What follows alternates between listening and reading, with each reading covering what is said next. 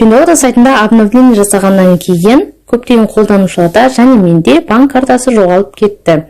Банк картасын қайтадан шығару үшін не істеу керек? Мысалы, мен қазір бір тауарға кіремін. Осы колясканы алу үшін оплатаға өтемін. Өткен кезде банк картасы жоқ. Төлем жасау үшін үй шартты пайдаланыңыз, немесе басқа әдісті қолданыңыз дейді. Шығамыз. Жеке кабинетке өтеміз. Профильдің үстінен басамыз. Ең астынан санаған кезде 5-ші функцияны ашамыз.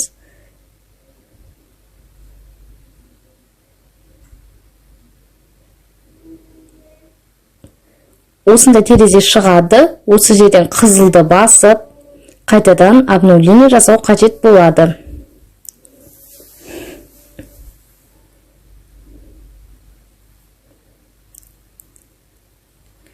Установка жасаймыз.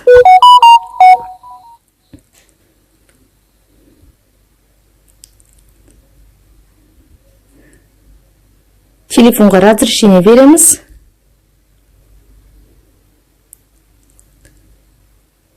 Көшіруге разрешение бердік.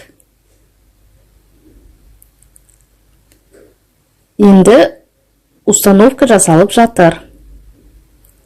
Ақпарат пайдалы болған болса, каналға тіркеліп, лайк баса кетіңіздер. Және де Pinduoduo сайтына қатысты сұрақтарыңыз болса, комментарийға қалдырыңыздар. Міндетті түрде сіздерге тегін ақпарат беретін боламын.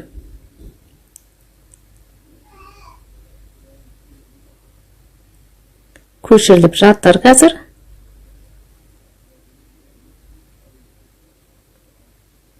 Ашамыз. Бағанағы тауарға кіреміз.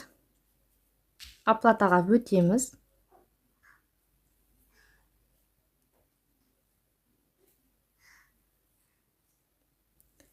Үй шарт арқылы немесе басқа әдіс таңда дейді. Окей деп басамыз. Басқан кезде міне карта пайда болды.